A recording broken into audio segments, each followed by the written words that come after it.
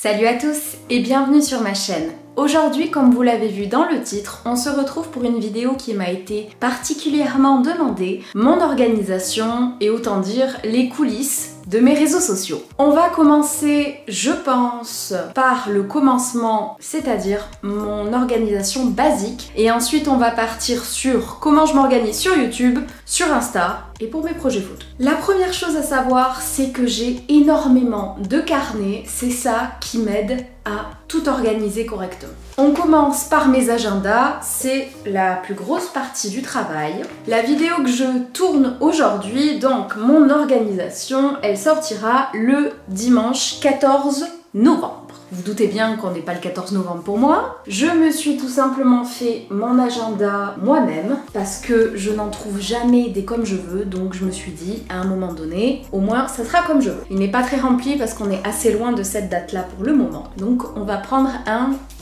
où c'est plus rempli. Ça, c'est mon actuel. Je m'organise d'une façon simple, c'est-à-dire que je note tous mes posts. Je sais par exemple que le lundi et le vendredi, j'ai des TikTok qui sortent, donc je marque TikTok. Quand ils sont tournés et plus exactement finis, donc montés et prêts à être publiés, je fluote. Je fais exactement pareil pour mes posts et pour mes vidéos.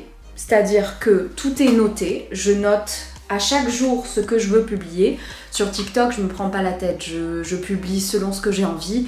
Et de toute façon, c'est environ toujours la même chose. Le lundi, c'est tirage de cartes et le vendredi, c'est heure miroir. Sauf si bien sûr j'ai un nouveau projet photo qui sort. Là, c'est un teasing de mon projet photo. Jusque-là, rien de bien compliqué. Pour ce qui est ensuite des vidéos YouTube, je note bien sûr le titre de la vidéo pour que je sache ce que j'ai à tourner, quand, comment, pourquoi. Je note également les quiz et les VS que je veux faire, quand ils vont sortir, etc. pour être vraiment bien organisé et tout préparé en avance. Pour ce qui est des posts sur Instagram, c'est la même chose. Une fois qu'ils sont fluotés, ça veut dire qu'ils sont prêts à être publiés, que les photos ont été retouchées et surtout que le texte a été écrit. Je profite qu'on soit sur ça pour partir sur tout ce qui est publi Instagram. Pour ce qui est des posts Instagram, donc comme vous le voyez, je fluote une fois que c'est prêt et je programme 10 jours par 10 jours, sachant que j'ai environ 1 ou 2 mois d'avance. Plus un mois et demi. Ce que je fais, c'est que sur mon application Bloc-Notes, je note la date, je note le texte avec les hashtags et ainsi de suite. Et une fois que j'ai tapé le texte, je fluote le jour que je viens de faire et au moins je suis ok. Je me mets tous les 10 jours un petit rappel sur mon agenda, préparer post et comme ça, je programme 10 posts de plus et comme ça, je garde de l'avance. Si vous voulez être organisé, de toute façon, il n'y a pas de secret, il faut avoir de l'avance pour être prêt à n'importe quel problème qu'il pourrait y avoir. Sur mon appli Bloc-Notes, il y a énormément de choses parce que je vais noter toutes les idées que j'ai de TikTok, de vidéos, de quiz, les petits trucs qui pourraient me servir, les hashtags, les choses comme ça. En fait, tout est gardé sur mon bloc-notes ou presque. Pour ce qui est des vidéos YouTube, je n'écris jamais ce que je vais dire dans mes vidéos. J'ai une idée qui apparaît dans ma tête, je la note sur mon bloc-notes et en fonction de mes envies, je note dans mon agenda quand c'est que je veux qu'elle sorte. Et après je me lance. En fait, quand l'idée vient à moi, je sais environ ce que je veux dire, comment je veux expliquer, donc c'est assez simple pour moi sur ça. On passe ensuite au plus gros de mon travail, les projets photos. Les projets photos, c'est un petit peu comme mes vidéos YouTube, c'est-à-dire que j'ai une idée qui vient à moi et je note. Donc là, vous voyez, on est sur la femme du feu, il y a le OK comme quoi ça a été fait. Donc je note environ ce que je veux, la posture, je me note des petits trucs pour me rappeler de la position que je voulais. Et je note également comment je veux être habillée, qu'est-ce que j'ai à savoir, etc. avant que je m'en souvienne plus ou que ça se mélange dans ma tête. Sachant que j'essaye toujours d'avoir au moins 1 ou 2 projets photos d'avance. En fait, il y en a un qui se publie et j'en ai un qui est totalement prêt, retouché, compagnie.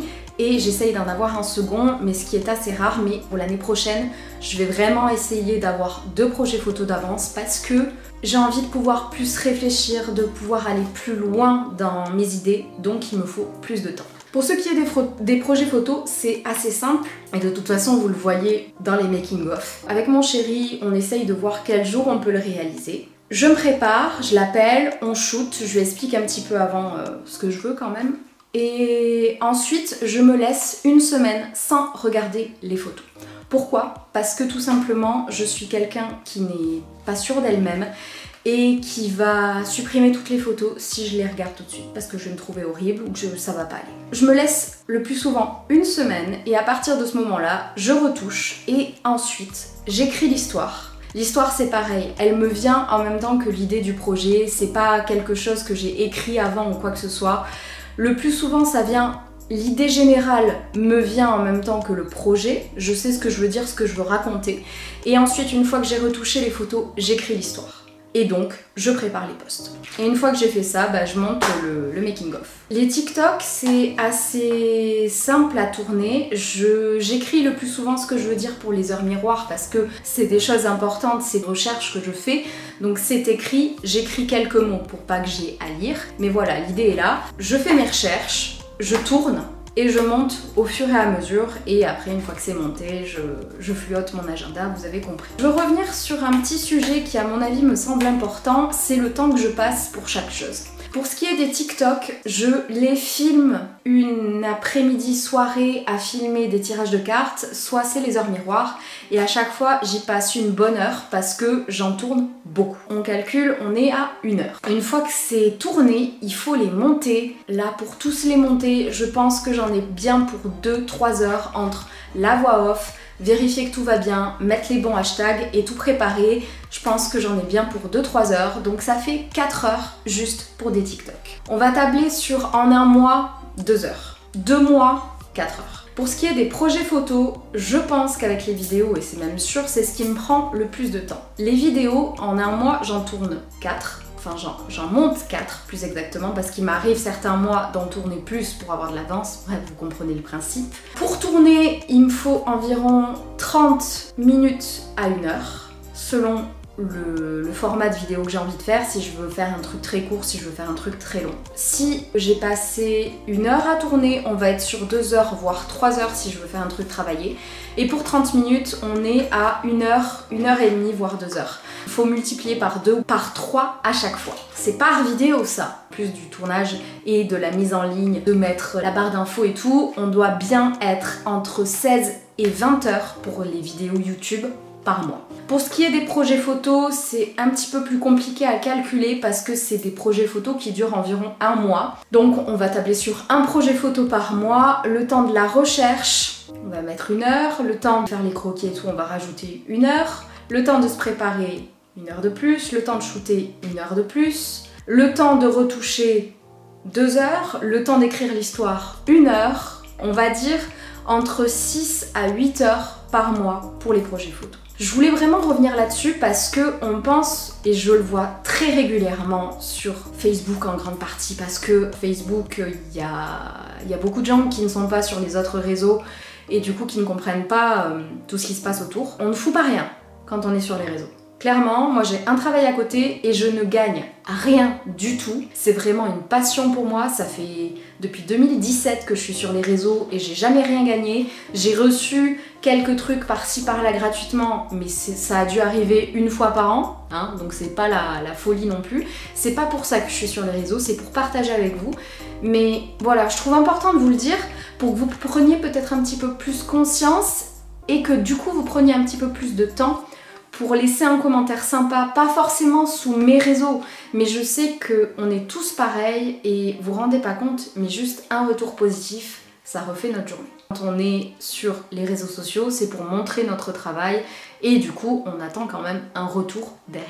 Voilà, j'espère que cette petite vidéo vous aura plu. Le but, c'était vraiment de vous expliquer en gros comment je fonctionnais moi. N'hésitez pas à aimer cette vidéo si elle vous a plu. J'espère que j'aurai répondu aux questions que vous vous posez. Si vous en avez d'autres, n'hésitez pas à me les poser en commentaire. Vous pouvez me suivre sur les autres réseaux, vous abonner à ma chaîne. Et pour le reste, je vous dis à très vite pour une prochaine vidéo. Salut!